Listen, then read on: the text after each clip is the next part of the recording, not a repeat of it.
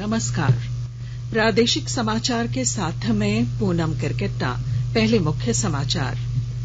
रक्षा मंत्री राजनाथ सिंह ने लोकसभा में कहा, भारत के पहले प्रमुख रक्षा अध्यक्ष जनरल विपिन रावत का पूरे सैन्य सम्मान के साथ किया जाएगा अंतिम संस्कार। त्रिसेवा जांच का दिया आदेश। झारखंड सरकार की कैबिनेट की बैठक आज। 20 से अधिक प्रस्तावों को मिल सकती है मंजूरी। राज्य सरकार जनजातीय शिक्षा को बढ़ावा देने के लिए विधानसभा के शीतकालीन सत्र में जनजातीय विश्वविद्यालय के गठन का ला सकती है अध्यादेश। और संविधान सभा की ऐतिहासिक बैठक के आज 75 साल हुए पूरे।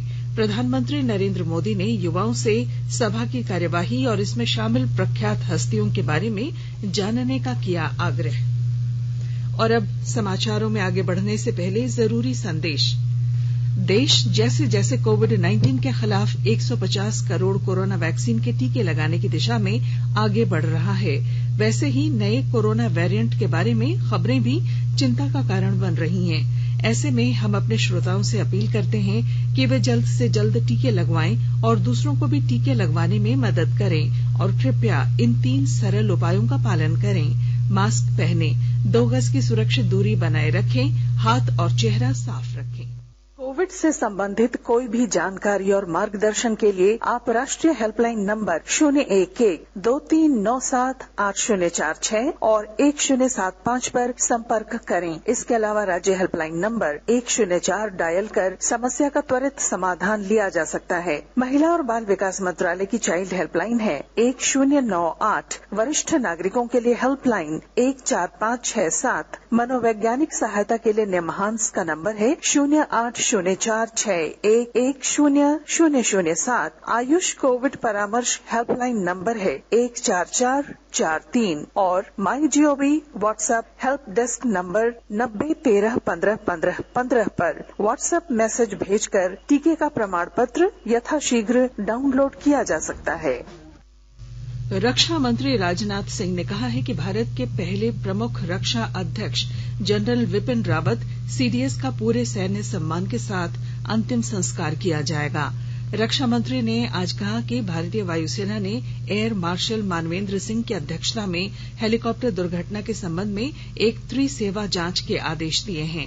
संसद के दोनों सदनों में एक बयान में रक्षा मंत्री ने कहा कि इस दुर्घटना में एकमात्र जीवित बचे ग्रुप कैप्टन वरुण सिंह को बचाने के लिए हर संभव प्रयास किए जा रहे हैं। उनका इलाज वेलिंगटन के सैनिक अस्पताल में चल रहा है।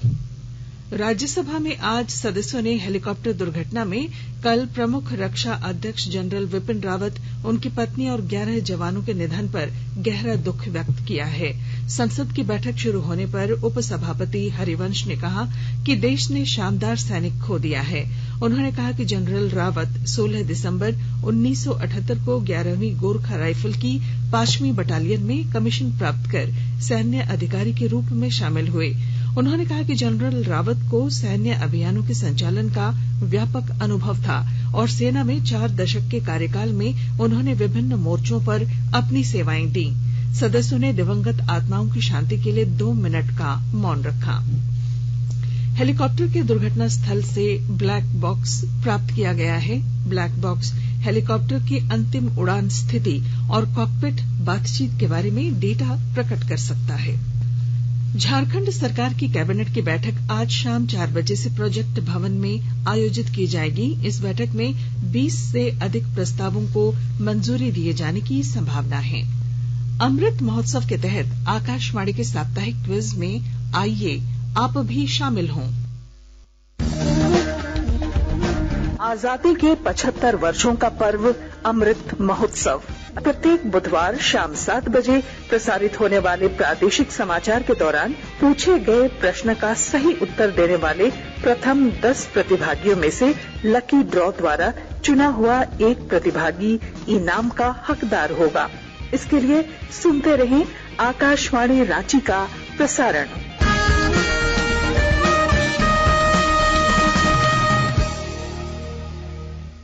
जागो ग्राहक जागो, जागो ग्राहक जागो।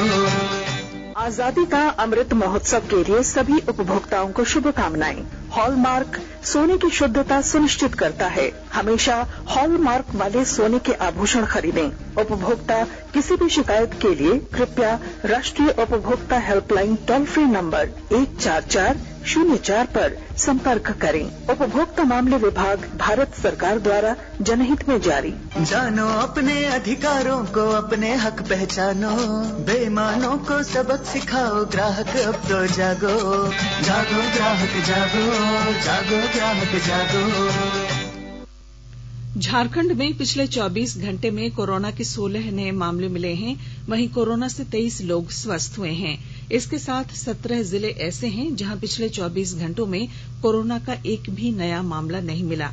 स्वास्थ्य विभाग के अनुसार रांची से 6, देवघर और धनबाद से 1-1, पूर्वी सिंहभूम से 5, गढ़वा, गुमला और खूंटी से 1-1 कोरोना मरीजों की पुष्टि हुई है। फिलहाल राज्य में कोरोना के 129 सक्रिय मामले हैं और राज्य में कोरोना से स्वस्थ होने की दर 98.49% है। राष्ट्रव्यापी टीकाकरण अभियान के तहत 130 करोड़ 39 लाख से अधिक कोविड रोधी टीके लगाए जा चुके हैं। स्वास्थ्य मंत्रालय ने कहा है कि कल 80,86,000 से अधिक टीके लगे। संक्रमण से स्वस्थ होने की दर 98.36% हो गई है। देश में अब तक 65 करोड़ से अधिक नमूनों की जांच की जा चुकी है। केंद्र सरकार ने राज्यों और केंद्र शासित प्रदेशों को अब तक 140 करोड़ से अधिक कोविड रोधी टीके उपलब्ध कराए हैं। आकाशवाणी के ताजा तरीन समाचारों के लिए आप हमारी वेबसाइट newsonair.com पर लॉग ऑन कर सकते हैं। ताजा समाचार Twitter handle @AIR News Alerts और Facebook page all India radio news पर भी उपलब्ध है। आप प्रादेशिक समाचार एकांश के ट्विटर हैंडल @AIR News_Ranchi और फेसबुक, इंस्टाग्राम पेज तथा YouTube channel AIR News Ranchi पर भी हमारे बुलेटिन सुन सकते हैं। प्रादेशिक समाचार आप आकाशवाणी रांची से सुन रहे हैं और अब पेश हैं कोरोना से बचाव के कुछ संदेश। चलो मिलकर एक शुरुआत करें, चलो एक फैसला आज करें, मास्क नहीं तो टोकेंगे, कोरोना को रोकेंगे, चलो एक इरादा करते हैं, चलो कुछ वादा करते हैं, मास्क नहीं तो टोकेंगे, कोरोना को रोकेंगे। भारत सरकार द्वारा जनहित में जारी। कोविड-19 से बचाव और सुरक्षित रहने के 3 उपाय। मास्क लगाएं, 2 गज दूरी है जरूरी, सुरक्षित दूरी रखें, हाथ और मुंह साफ रखें। प्रादेशिक समाचार में आपका फिर स्वागत है। झारखंड सरकार जनजातीय शिक्षा के लिए विधानसभा के शीतकालीन सत्र में जनजातीय विश्वविद्यालय के गठन के लिए अध्यादेश ला सकती है। हाल ही में हुई जनजातीय सलाहकार परिषद TAC की बैठक में ये फैसला लिया गया था। राज्य सरकार आगामी शीतकालीन सत्र में इस पर प्रस्ताव लाने की तैयारी कर रही है। झारखंड विधानसभा का शीतकालीन सत्र 16 दिसंबर से शुरू होगा, जो कि 22 दिसंबर तक चलेगा। इस तरह 5 दिनों तक सत्र की कार्यवाही चलेगी।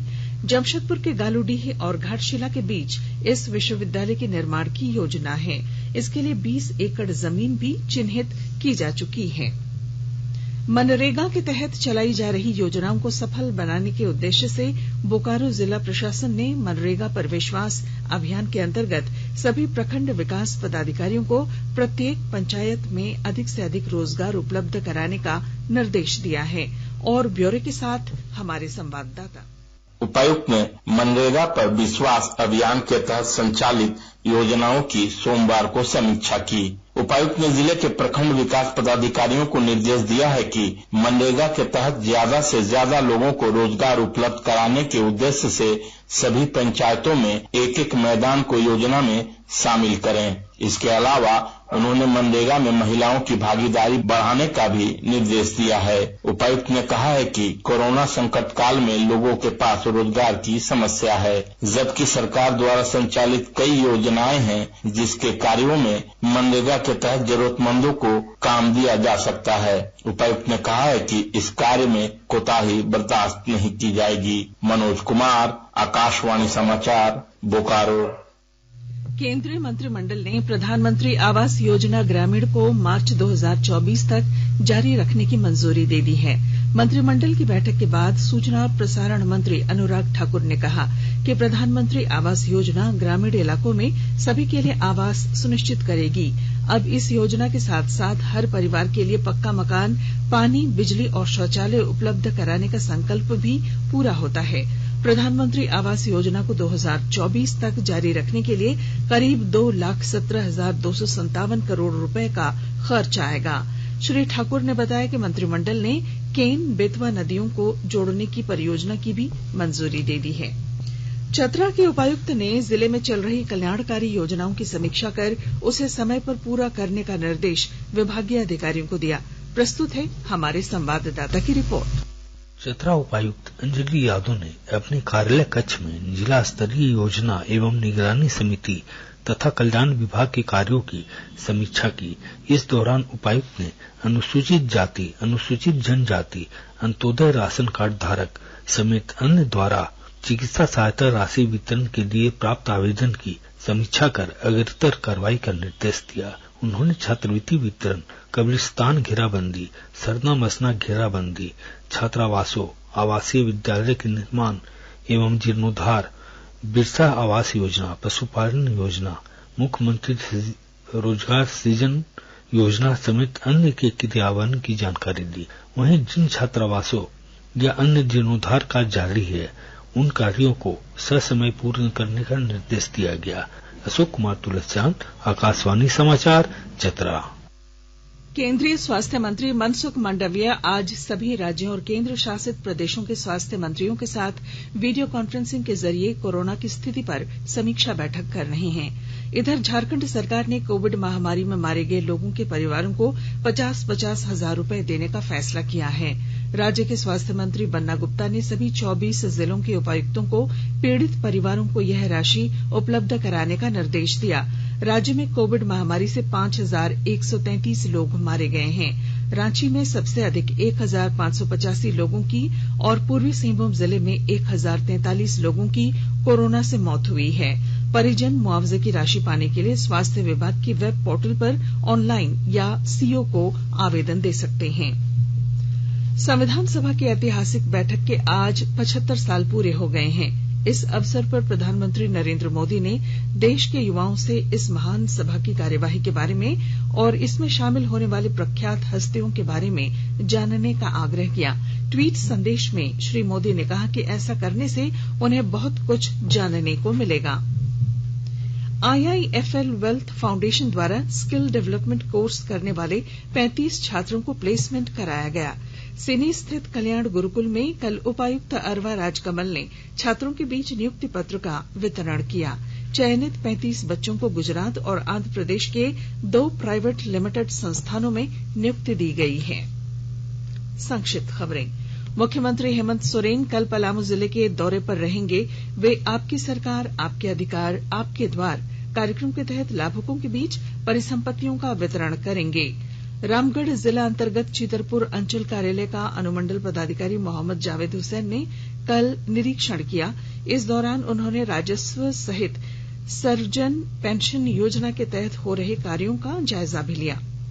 आपके अधिकार, आपकी सरकार, आपके द्वार कार्यक्रम के तहत प्रतिदिन गोड्डा जिले के अलग अलग पंचायतों में शिविर का आयोजन कर लोगों को सरकार की योजनाओं से जोड़ा जा रहा है। रामगढ़ के उपायुक्त राम माधवी मिश्रा ने वीडियो कॉन्फ्रेंसिंग के माध्यम से जिले में ODF प्लस गतिविधियों के तहत हो रहे कार्यों की समीक्षा की। और अब महिला फुटबॉल। बांग्लादेश में 13 दिसंबर से होने वाली सैफ अंडर-19 महिला फुटबॉल चैंपियनशिप के लिए भारत ने 24 सदस्यीय टीम की घोषणा कर दी है। भारतीय टीम में झारखंड की 5 महिला फुटबॉलर शामिल की गई हैं। इनमें रांची की डिफेंडर अष्टम उरांव, मिडफील्डर नीतू लिंडा, स्ट्राइकर अमीषा बाखला और गुमला की स्ट्राइकर सुमति कुमारी और पूर्णिमा कुमारी शामिल हैं। अंडर 19 टीम का कैंप गोवा में चल रहा था। कैंप में झारखंड की 7 खिलाड़ी शामिल थी, जिनमें से 5 ने भारतीय टीम में अपनी जगह पक्की की। और अब अंत में मुख्य समाचार। रक्षा मंत्री राजनाथ सिंह ने लोकसभा में कहा, भारत के पहले प्रमुख रक्षा अध्यक्ष जनरल विपिन रावत का पूरे सैन्य सम्मान के साथ किया जाएगा अंतिम संस्कार। त्रिसेवा जांच का दिया आदेश। झारखंड सरकार की कैबिनेट की बैठक आज। 20 से अधिक प्रस्तावों को मिल सकती है मंजूरी। राज्य सरकार जनजातीय शिक्षा को बढ़ावा देने के लिए विधानसभा के शीतकालीन सत्र में जनजातीय विश्वविद्यालय के गठन का ला सकती है अध्यादेश। और संविधान सभा की ऐतिहासिक बैठक के आज 75 साल पूरे। प्रधानमंत्री नरेंद्र मोदी ने युवाओं से सभा की कार्यवाही और इसमें शामिल प्रख्यात हस्तियों के बारे में जानने का किया आग्रह। और इसके साथ ही आकाशवाणी रांची से प्रादेशिक समाचार का ये बुलेटिन समाप्त हुआ। नमस्कार।